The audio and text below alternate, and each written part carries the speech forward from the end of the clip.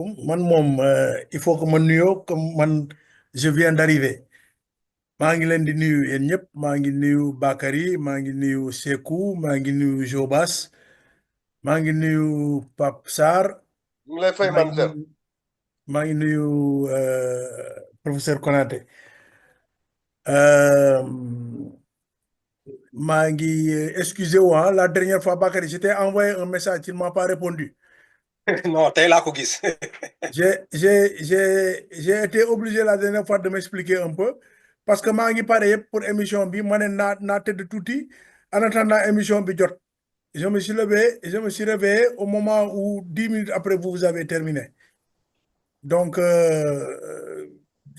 j'étais fatigué quoi, j'étais vraiment trop fatigué. Loolu moo tax ba la semaine passée j'ai pas participé à l'émission. Je le dis, je t'avais envoyé un message, mais je le dis aussi à l'attention de Jobas qui serait d'être le plus fidèle parmi les gens ici et qui dit que cela veut dire quelque chose.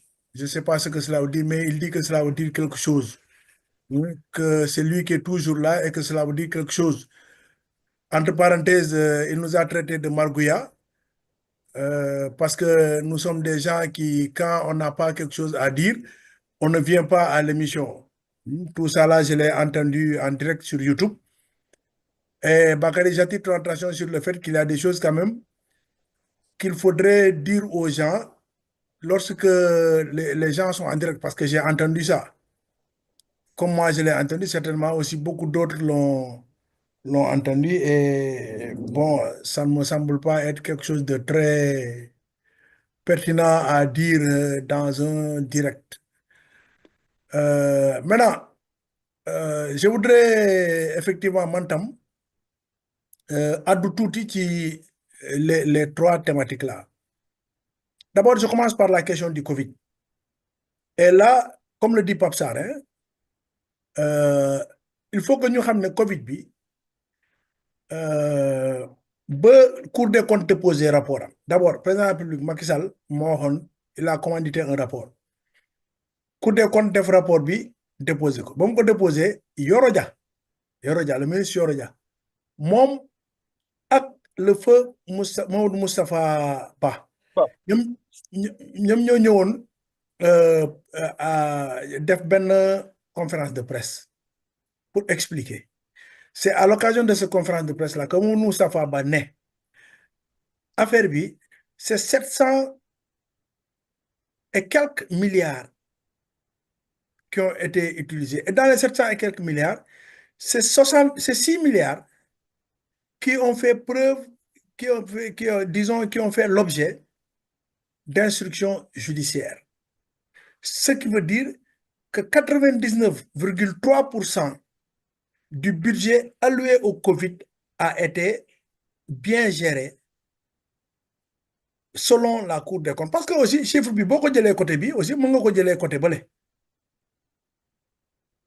Boo nee il y a 6 milliards qui n'ont pas été bien gérés. Mën nga wax en même temps qu'il y a 99% des comptes qui ont été bien gérés selon la Cour des comptes. Premièrement.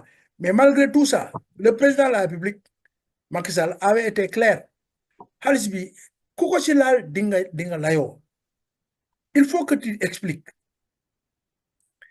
Et c'est pour cela que Macky Sall jël affaire yëpp déposé ko au niveau des juridictions et des enquêtes ont été menées. Les enquêtes ont été menées, mais il faudra aussi que reconnaître, j'étais à la paire, que après, quand même, les pieds ont traîné un peu dans ce dossier-là. Et les pieds ont traîné simplement parce que les gens avaient peut-être d'autres choses beaucoup plus urgentes à faire. C'était quand même de maintenir l'ordre et la tranquillité ici. Et peut-être que les gens ont décidé de ne pas ouvrir plusieurs fronts. Parce que tu ne peux pas, lorsque tu as un adversaire qui t'accule, tu ne peux pas ouvrir un front dans ta propre maison. Peut-être que l'autre mot à faire ouvrir un front, mais c'était bien parti pour que les gens là puissent se rendre compte. Tout compte fait, je veux affirmer ici, selon moi, que cette affaire-là doit être suivie. Elle doit être suivie jusqu'au bout. Parce que même si c'est 6 milliards, c'est quand même beaucoup. 6 milliards, c'est beaucoup. 6 milliards ne peuvent pas disparaître entre les mains des gens. Moi, l'autre jour, j'ai été offusqué d'entendre un fonctionnaire qui cautionne 150 millions. Mais j'ai dit, mais c'est quoi ça? Un fonctionnaire. Mais moi, je ne peux même pas savoir d'où vient l'argent. Mais un fonctionnaire, de surcroît de la hiérarchie B, qui cautionne 150 millions. Vraiment, man, si j'étais à sa place, d'où me cautionner. Je vais moisir en prison, mais je ne veux pas cautionner 150 millions. Donc, cautionner 150 millions, je prie pour lui que ça ne soit pas l'argent du Covid, que ce soit de l'argent qu'il ait gagné à la sueur de son front. Mais ça ne me semble pas quelque chose de très... quoi. Mais bon, je ne vais pas faire des a priori. J'ai été simplement choqué, et je le dis. L'argent du Covid, et donc je reviens sur ça, pour moi, bu fekkente ne dafa am ko jël na ko goxi jusqu'au dernier centime na ko goxi. Il n'est pas question, les gens sont morts parce qu'ils n'ont pas eu d'air, le gaz là. Des gens sont morts parce qu'il y avait des hôpitaux. Je donne l'exemple de l'hôpital de Saint-Louis. À un moment, il n'y avait pas de gaz. Certains sont morts parce qu'il n'y avait pas de gaz. On ne peut pas se permettre avec ça de laisser les gens. Il faut que les 6 milliards là, dans l'air, il faut que ça soit très clair, jusqu'au dernier centime. Quand j'ai écouté le ministre Moustapha Ba, il a parlé et il a dit il a demandé jusqu'à, je ne sais pas combien, 15 francs. 15 francs, ça c'est 15 francs là, ça. Il a dit 6 milliards, 15 francs, le terminé. 15 francs, il n'est pas question que cet argent-là soit perdu. Voici ma position sur l'argent du Covid. Je voudrais rappeler que c'est, comme l'a dit Papsar, là aussi, les gens héritent d'un dossier que le président Macky Sall a laissé ici. Il ne faudrait pas que les gens fassent comme si c'est eux qui ont commencé ce dossier-là. Maintenant, la sortie des procureurs, je viens sur la porte des procureurs. Pour moi, c'est une sortie vraiment qui pouvait être une sortie opportune. Malheureusement, elle a été malheureuse. Parce qu'un procureur qui dit, j'ai retenu ces mots, hein, j'ai regardé un procureur qui utilise certains mots, il dit quoi là? Il parle de je sais pas, il dit honteusement, hein, illégalement, hein, je sais pas moi, quoi encore il a dit là. Des mots, mais un procureur, on ne t'a pas demandé de qualifier moralement des faits, on te demande de qualifier les faits juridiquement. Tu comprends? Illégalement, ça, à la rigueur, un peu peut-être là-bas, mais honteusement. Comment? C'est pas la peine de faire tout pour plaire au prince là. Il faut simplement parler comme un magistrat.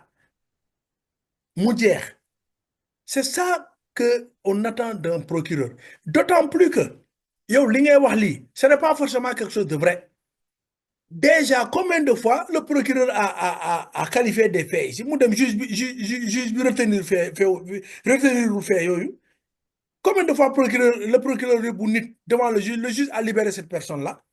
Évidemment, si c'est pour des faits comme, si c'est pour des qualificatifs comme ces qualificatifs utilisés là, mais le juge va libérer les gens là. Donc, procureur dafa war a xam naka la war a waxee quoi.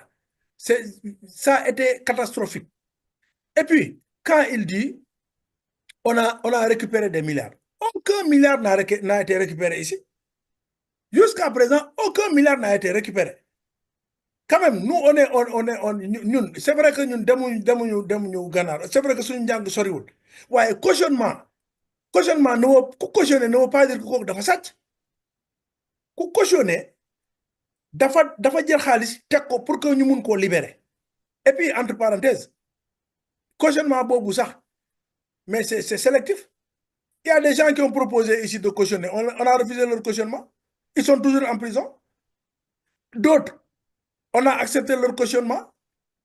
Et ceux qui ont cautionné, cela ne veut pas dire que parce qu'ils ont cautionné, ils ont volé. Aucun sou n'a encore été récupéré pour le moment. Tant que les jugements là, définitifs, pour que l'État garde les mineurs là, aucun sou n'a encore été récupéré par l'État sénégalais. Ça aussi, il faut que... Ni aucun matériel. Ni aucun matériel. Gabalma de rajouter ça. Non, c'est ça. Ni aucun matériel, effectivement. Jusqu'à présent, procureur, les gens aussi, ils ne sont pas nés de la dernière pluie. Moi, d'accord. Mais nous aussi, quoi. On n'est pas nés de la dernière pluie. Maintenant, le Premier ministre qui va à l'Assemblée et qui arrive là-bas et qui montre des signes d'énervement, mais il est énervé contre quoi? Parce que certains députés ne sont pas venus. Parce que les députés d'un conquête.